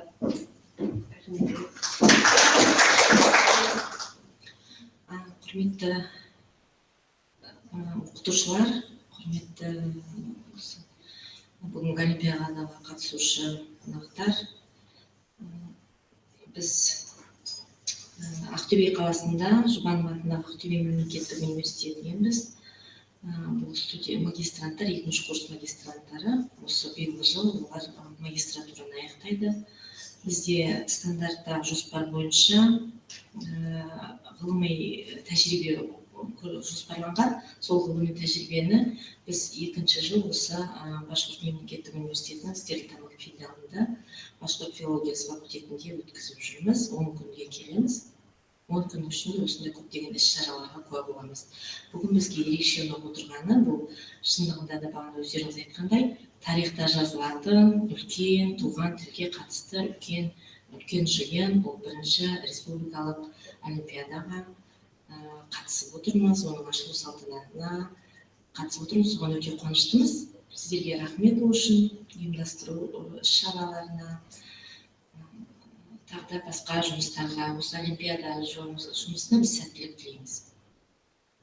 Енді қазақ тілі мәселесі туралы жаңа Ғаламат айтып кетті. Бізде енді біраз жұмыстар жасалынып та жатыр. Қазір қазақ тілін оқытуға байланысты мемлекеттік қызметкерлерге, осы мектеп оқушыларына орыс тілді, басқа ұлт өкілдеріне арналған қазақ тілі оқулықтары, сосын түрлі компьютерлік бағдарламалар, дискілері барлығы тегін таратылады, жасалынған, оның барлығы бүкіл кітапханаларға және тіл оқытатын орталықтарға тегін таратылады мемлекет тарапынан. Содан кейін әрбір облыс орталығында тіл оқыту орталықтары бар. Ол орталықтарда мемлекеттік тілді тегін үйретеді. Ол қызметкерлерге, мысалы орыс тілді медиктерге мемлекеттік тіл оқытылады, міндеттеледі. Мемлекеттік тіл бойынша тест тапсырылады. Егер ол білмейтін болса, оған міндеттеледі. Сіз оқуыңыз керек. Осындай центрге барып, сіз оқисыз, мемлекеттік тілді үйренесіз. Тест тапсырасыз, сертификат аласыз деген міндет қойылады.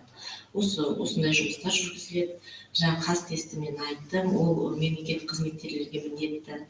Одан кейін жоғарғы оқу орындарында міндетті түрде 2 топ қабылданады. Қазақ топтары, орыс топтары қабылданады. Бүкіл мамандықта барлық мамандық мемлекеттік тілді оқиды. Қазақ тілін. Басқа, мысалы, орыс топтарындағы қазақ тілі ол 2-ге бөлініп оқылады, міндетті түрде. Жаңағыдай сіздер айтқандай, 25 баладан асқаннан кейін оны 2-ге бөледі. Ағылшын тілін 2-ге бөліп оқытады, тура сол сияқты қазақ тілін 2-ге бөліп оқытады. Сосын қазақ топтарында орыс тілі бар, оны да 2-ге бөліп оқытады. Ал енді мектептегі немесе университеттегі қазақ филологиясы факультеттері немесе қазақ мектептерінде қазақ тілі, ол мектепте мысалы 30 балаға дейін, 28 балаға дейін рұқсат етілсе, солардың бәріне қазақша жүреді, ол бөлінбейді. Қазақ тілі орыс мектептерінде ғана 2-ге бөлініп оқылады. Бізде ол міндетті. Сол үшін ол жеңіл үйретіледі. Сосын жаңағы сіздің айтқан мәселеңіз бойынша көптеген балалар ұлттық бірыңғай тестілеуді тапсыру кезінде қиналады, балл жинай алмаймын дейді, жоғарғы оқу орнының грантын ала алмаймын деген мәселе бойынша олар 9 класстан кейін колледжге кетуге мәжбүр болады, колледжге кетеді. Бірақ сіздердегі мәселе бізде жоқ. Колледжге барғаннан кейін сіздер айтып тұрсыздар, башқұрт әдебиетін оқымай, қазақ тілін оқымай, башқұрт тілін оқымай қалады. Жаңағы біздің ақындарымыз, жазушыларымыз қайда шығатын? Біздің асыл жаңағы жұртымыздың асыл ары қарай мұрасын жалғастыратын әдебиетшілеріміз, тілшілеріміз қайда қалады деген мәселе бізде енді басқаша шешілген. Өйткені осының ішінде бізде колледжде мұғалім беретін Самал деген қызымыз отыр. Ол да мысалы менің айтқан сөзімді растай алады. Өйткені мектептен кейін колледжге барған бала 9 бітіріп барады, 10, 11, 2 жыл ол мектептің бағдарламасын оқиды. Ол жерде жаңағы әдебиет қазақ тілі 3 сағат болса, әдебиет 2 сағат болса, сол 2 сағат күйінде сол мектеп бағдарламасын оқып, содан кейінгі соңғы жылында ол өзінің профилі. Математик, физик, техник болса, техник, инженерін оқиды. Осындай бағдарлама енгізілген. Сондықтан ол барлық мамандық оқиды және. Ол тек қана тілші емес, барлық мамандық. Информатика, ол ақпараттық жүйе, значит, ол да қазақ тілі мен әдебиетін оқып барып, ары қарай өзінің мамандығына кетеді деген сөз. Бұл жағынан ол жақсы шешілген. Осындай мәселелер. Содан кейін енді мен ұсыныс ретінде тағы айтқым келеді. Мен университетте профессор болып қызмет атқарамын. Өзімнің мамандығым француз орыс тілін бітіргенмін, сосын ағылшын тілін бітіргенмін. Сондықтан бір ғылыми орталығым бар, ғылыми зерттеу оқу әдістемелік орталық деп аталынады. Сол орталықпен сіздермен байланыс жасауға болады. Ол сіздер үшін халықаралық байланыстар болады, біздер онлайн конференциялар, семинарлар, осындай дөңгелек үстелдер өткізуімізге болады мұғалімдер үшін. Оның ішінде біз осы университет филиал факультетімен жұмыс жасаймыз, олармен жұмыстар істеуімізге болады. Түрлі шаралар, сосын оқушылар үшін онлайн конференциялар, семинарлар, олар үшін түрлі жарыстар, сондайлар ұйымдастыруымызға болады.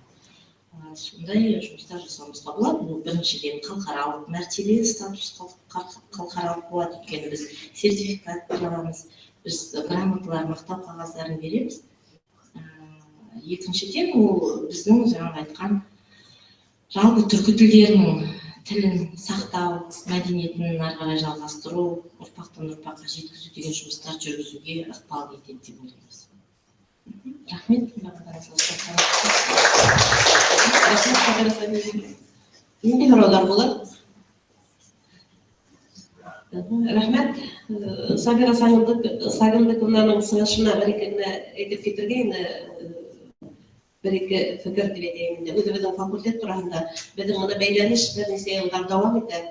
Ақтөбе дәулет университеті менен улардың мұны магистранттары бізге келер, біздің студенттар онда баралар.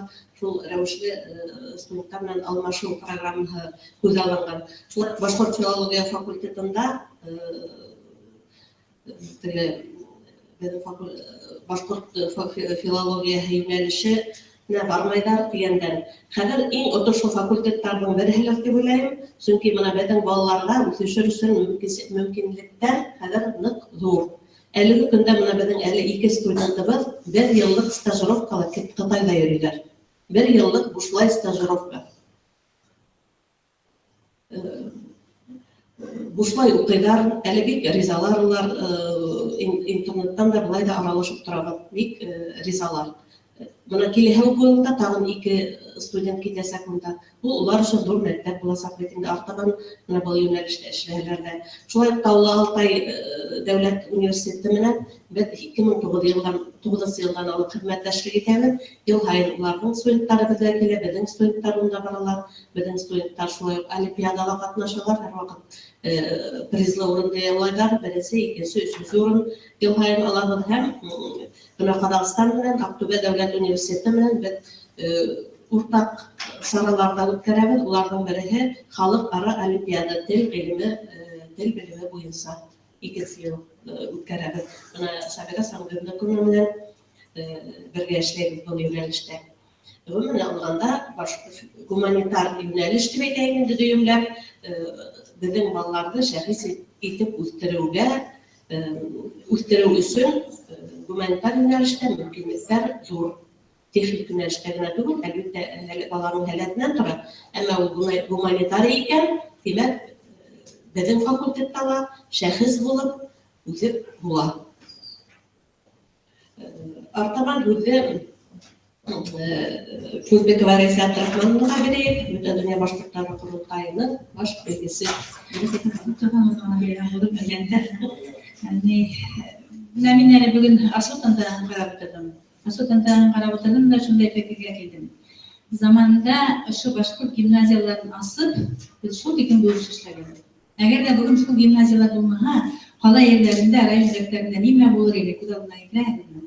Менә улар шул хәтле матур итеп беергә, йырларга, үзләренә һөйләшергә өйрәтеп ята бүген балаларны. Кайда башкорт гимназиялары бар, шунда матур гына рухлы балалар үсеп килә. Менә без әле улар булып күз алдына китерә алмыйбыз. Шулай бит авылда мәктәптәр гөрләп эшләйне, бөтә әле һәйбәт булыр һәм бүген менә инде хәлгә калдык бит инде. Бұл біріншіден бұл. Икенчеден мына теге күз алдына башлаган вакытта миңа башы бик ошаны.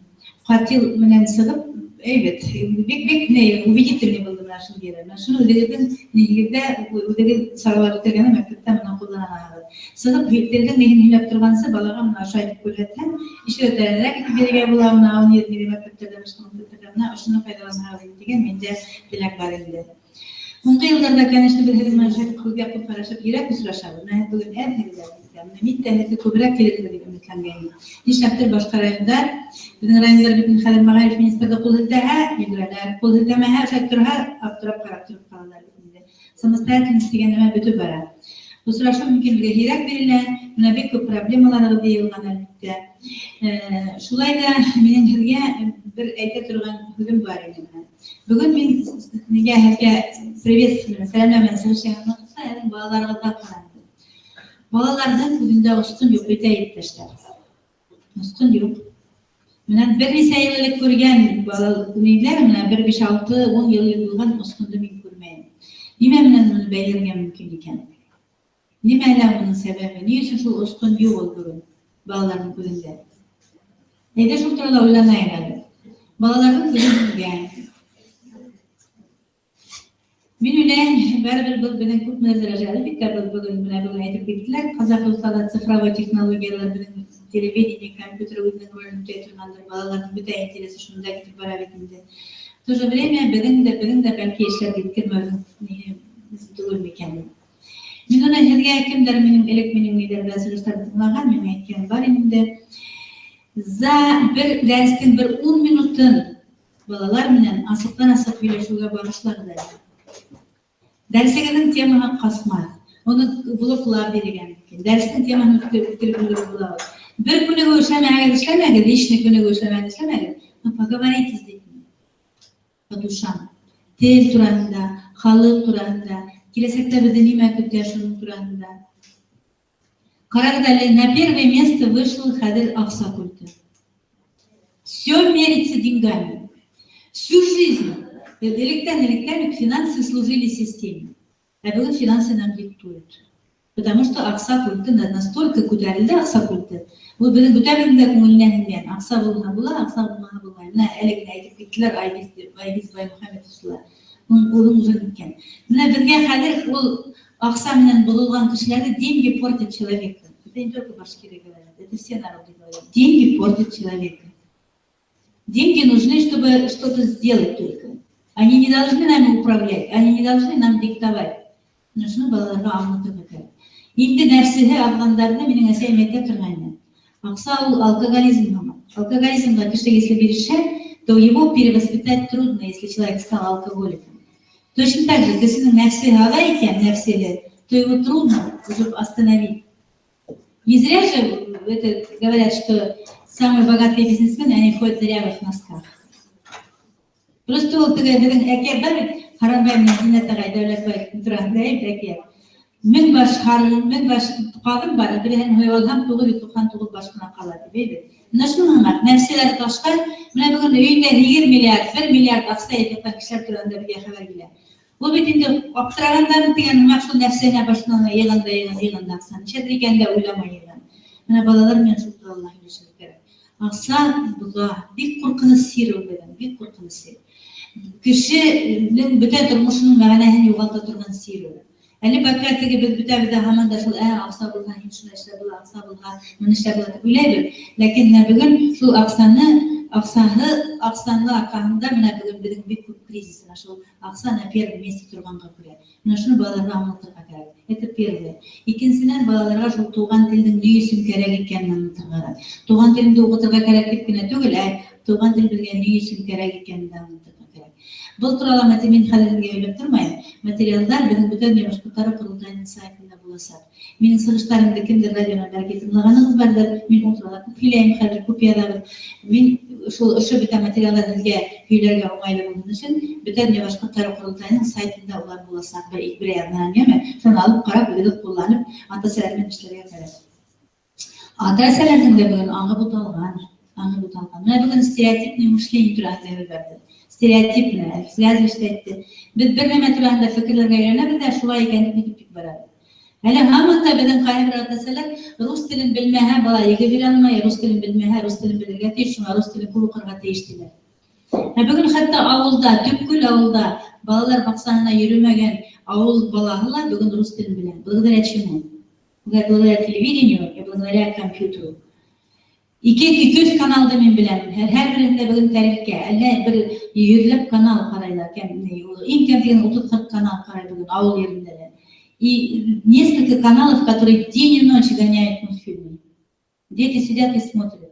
Білем даже шундай факта, ауыл баланы, ата сәһәр эшмән булган, күні-түні телевизор алдында отырған, баланың теле хатта асылған русса. Мен оны бәлә үз районында күрдем. Барып керәм, бір бала отыра, үз кушам русса язып бирә. Мәйтәм бұл бала ауыл қаладан келген бала мәле юк, безнең өлкән малай. Нишләп? Нашла телевизор арканында, из-за телевизора, из-за мультфильмов, из-за фильмов, у него теле асылган рус телендә. Бүген рус телен берәү проблеманы тормай.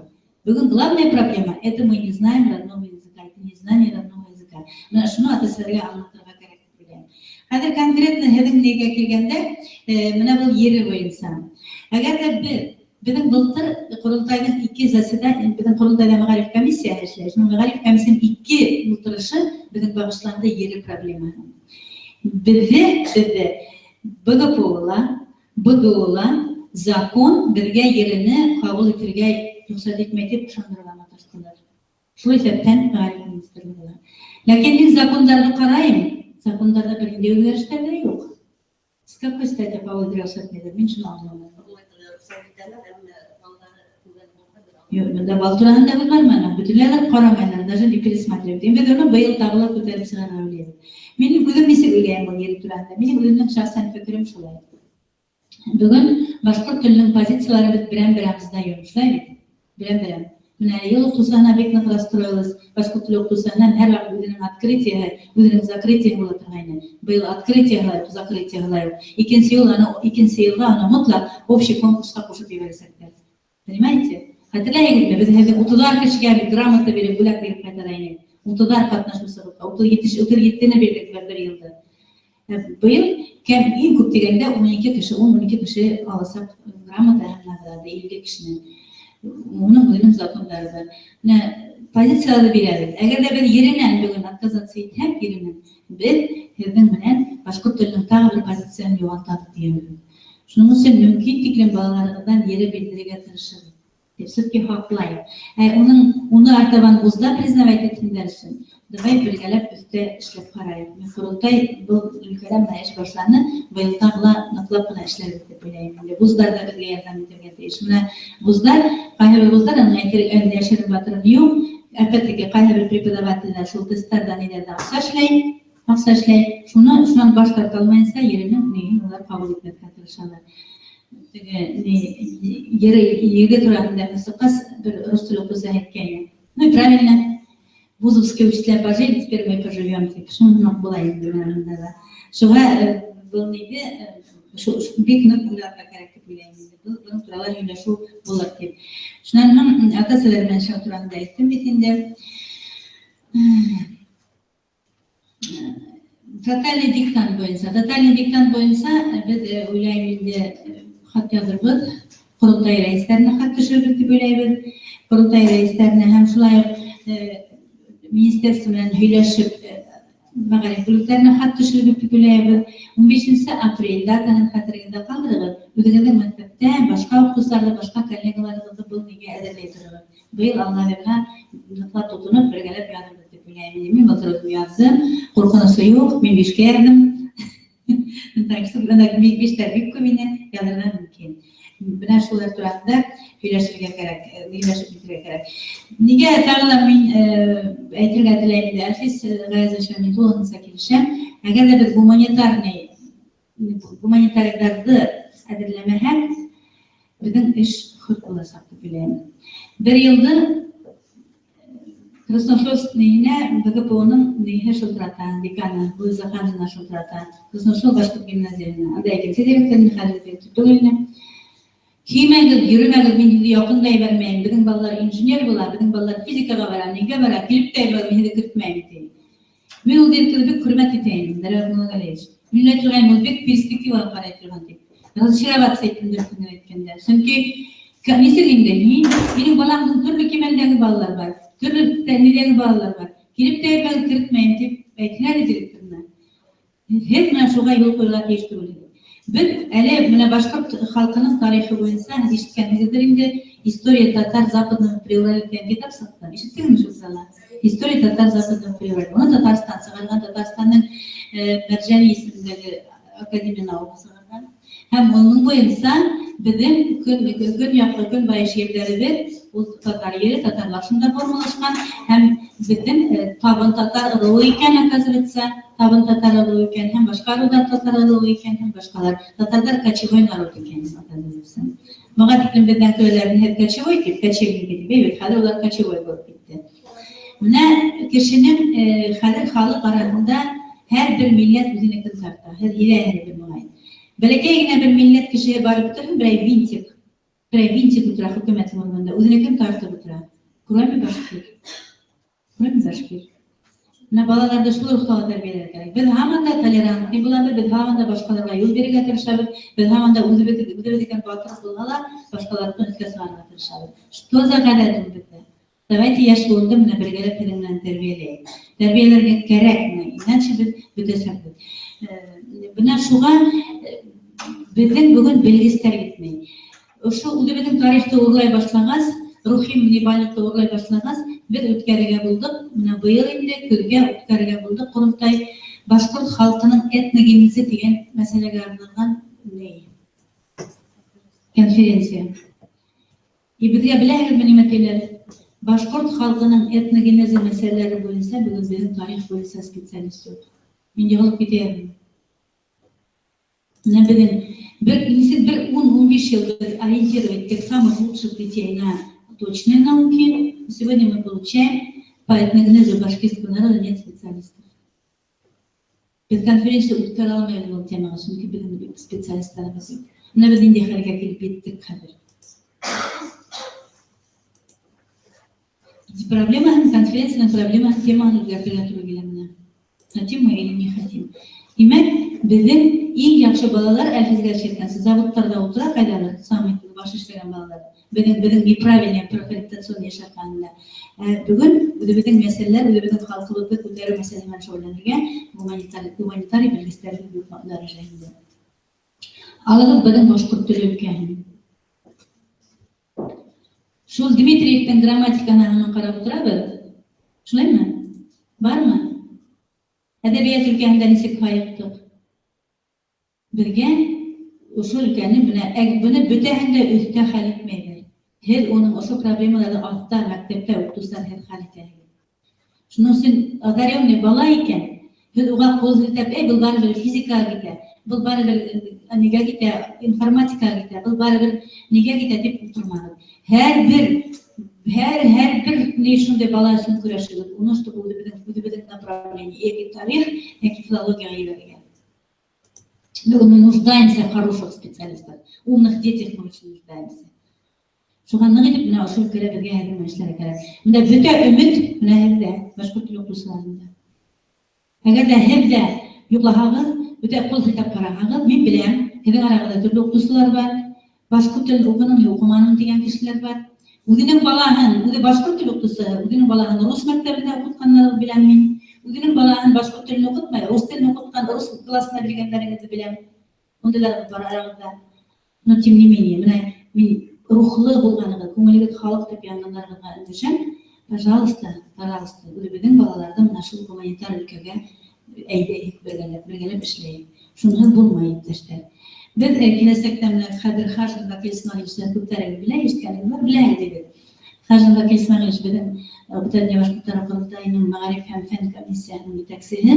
Беҙ уның менән менә ошо апрель айында һеҙҙең өсөн бер көнлөк семинарҙар ойошторасаҡбыҙ. Әгәр ҙә ишетһәгеҙ, менә беҙҙең башҡорт уҡытыусыларының порталында мөғәйен ултыраһығыҙ, шунда ла яҙығыҙ. Беҙ һеҙҙе шул семинарҙарҙа көтөп ҡалабыҙ, күҙгә күҙ ҡарап, асыҡтан-асыҡ ошо турала һөйләшергеҙ дип уйлайым. Әлбиттә, хәл итәһе проблемалар күп, ләкин беҙ әле үҙебеҙҙең ҡулдан килгәнендә эшләп еткермәйбеҙ. Килешәгеҙме шуның? Ҡулдан килгәндә эшләп еткермәйбеҙ. Һеҙ Рәйсә Абдрахман әпәттәге беҙгә дип уйламағыҙ, сөнки бөтә өмөт һеҙҙә. Бөтә өмөт һеҙҙә. Һеҙ эшләйһегеҙ икән, һеҙ тотонаһығыҙ икән, моңайтып егелеп, ҡурҡып ултырмайһығыҙ икән. Мин дә күптән әйтә торғайным. Директорҙы күрәһегеҙ икән, ҡатыраҡ баҫып Хәлимурҙың уртаһына үлеп китегеҙ тип. Сынарға һайынмаған ни в коем случае тип, башығыҙҙы күтәреп. Тубыҡларығыҙ ҡалтырап торһа ла уртаһына осоп китегеҙ Хәлимурҙың. Күтәреп ҡурҡмағыҙ бер нәмәнән дә. Ҡурҡмағыҙ бер нәмәнән дә, бирешмәгеҙ. Извини, Әлфис Гәнәзович, ҡотортоп отырам уҡытыусыларымды.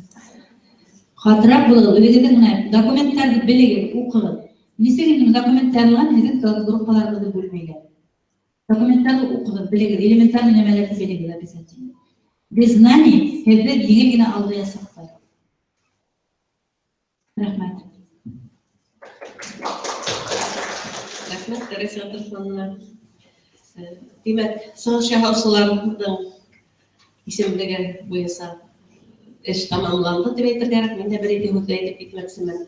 Sınıfta problemalar Башкорт тілі оқытуда бик көп. Қазіргі заманда Башкорт тілі оқытушысы болып ішлеу ифрат ауыр, өйдеу. Мен өзім де Башкорт тілін мектепте оқытқан кіші боларақта айтам. Мен ішлеген уақытта сектор Башкорт тілі сескатқан уақытыны оқыту мәселесі тоқсан 7 жылдар. Қазір кризис деп айтсам да яңылышмақпын бұл өлкелерде. Әмма шулар болуға қарамастан өздерінің көсін елемей, нервын елемей деп айтайын, Башкорт тілі оқытушысы болып ішлеп жүру бұл зор батырлық әлгі күнде. Бұл енді елдің рухлы болуғанды көрсетеді.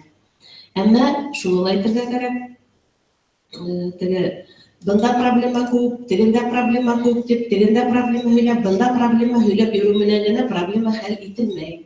Проблеманы хәл итү юлын эзләргә кирәк, закондарды белергә кирәк. Шу закондарга таянып, хәл итү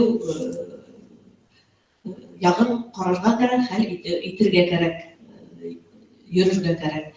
Бында әлбәттә министерствонан кешеләр юк. Был һеҙҙең әйткән проблемаларыңды мин аңлап отырам, шулай булғанда быны беҙгә адресланмай.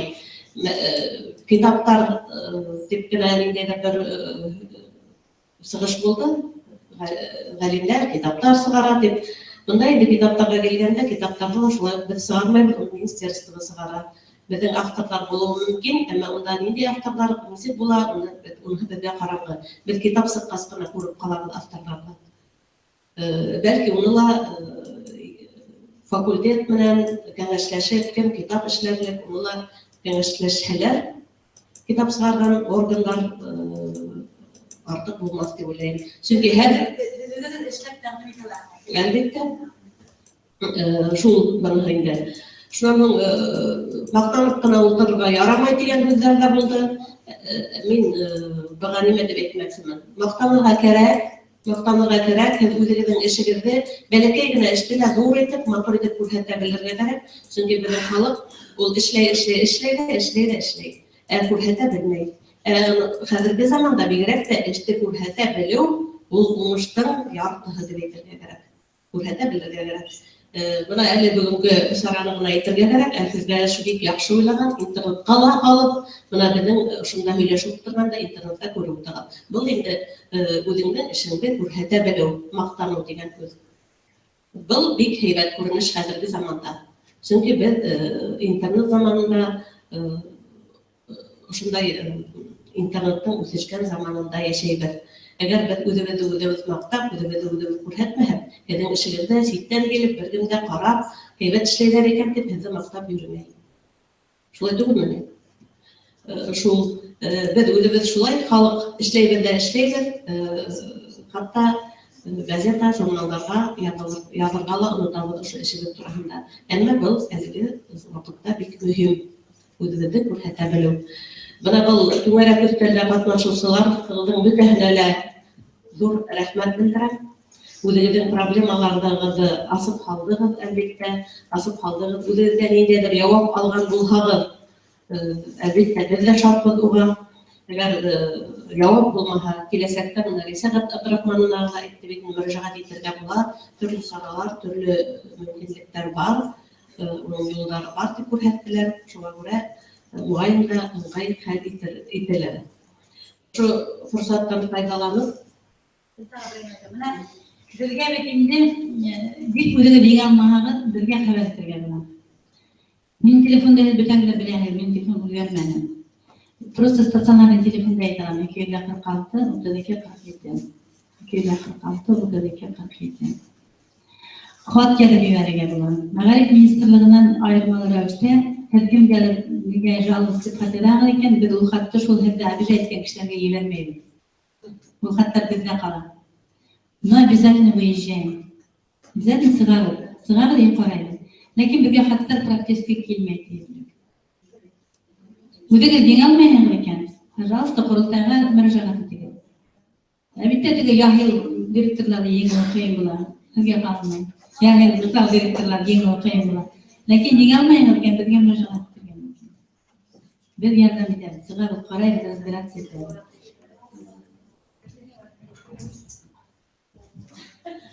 Рәхмәт.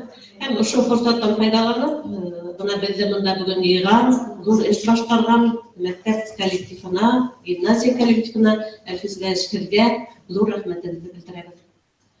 Һәм был олимпиада уңышлы барып сыксын, һәм елда шулай кабатланһын, елдан-ел катнашучылар үсһен, укытучылар күбрәк килһен. Бында әлбәттә укытучылар күбрәк булһа, һөйләшүләр кызыграк бәлки булыр иде. Әмма киләсәктә уңыштан теләбез. Зур рәхмәт сезгә. Игътибарыгыз өчен рәхмәт.